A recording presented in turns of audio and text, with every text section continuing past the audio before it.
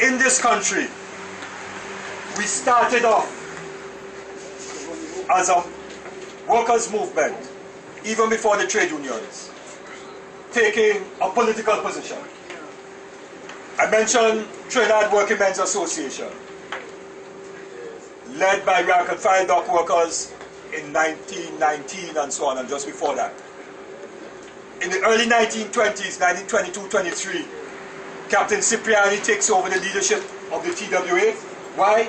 Because those rank and file dock workers, some of them were deported, because you know they have some comrades here who were not born in Trinidad, born in Grenada and St. Vincent and places like that, right? And so, particularly in the 20s and so on, so that some of them were deported after the strike. Some others were arrested and charged for various offenses. So the leadership of the TWA, coming out of the rank and file of the workers, that leadership was weakened. And the workers then went to Captain Cipriani, because he had this history in this First World War of fighting for the barefoot man.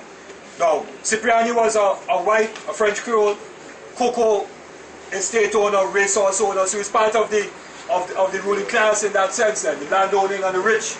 But during the First World War, he fought on behalf of the barefoot man. How did that term come about? It came about because the British, in their oppression and exploitation of working people from the colonies, people of color from Asia, Africa and the Caribbean, who were fighting in the war, because of the racism of the British said that these black people, people of color, don't wear shoes in the colonies, they're considered barefoot. So when they go to war, we can't give them boots because their foot wouldn't be accustomed to boots. So they had our people in wartime marching tens and hundreds of miles and so on. In some cases, in winter, without boots. And Cipriani, when he saw that, he was Captain Cipriani was a captain in the army. He said, no, this is wrong. And he fought a battle to get boots. That is why he was known when he came back as a champion of the barefoot man. Because literally, he championed the issue of boots for the soldiers who were barefoot in that war. So because of that, workers saw him as someone who was concerned about and therefore would identify with the problems of workers and so on. And so he was invited to take over the leadership of the TWA, which he did.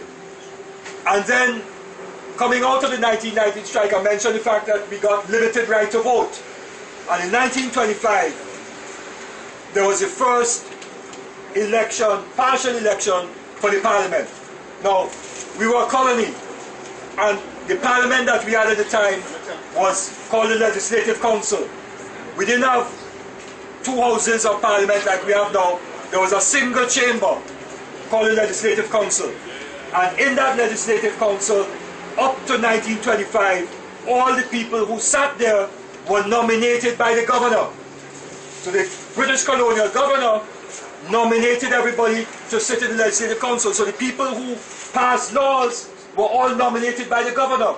And therefore, in effect, the governor determined what laws were passed. And in that way, the British ran the thing, locked it down, and ensured everything was in their interest.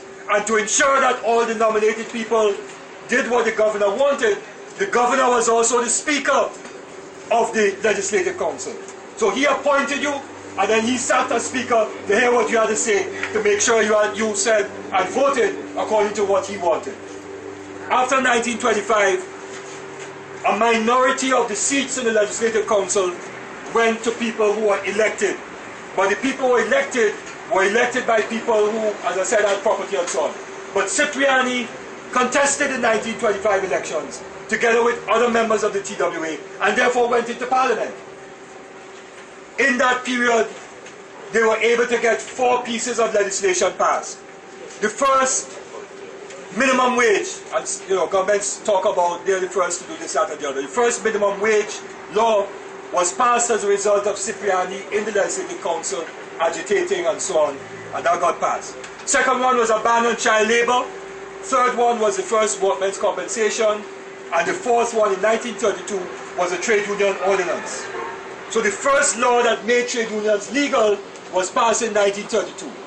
But Cipriani did not register the TWA as a trade union because that 1932 law was deficient in two ways. Firstly, it did not provide for peaceful picketing. See what we have the right here to do now? Peaceful picketing. It did not allow it for peaceful picketing.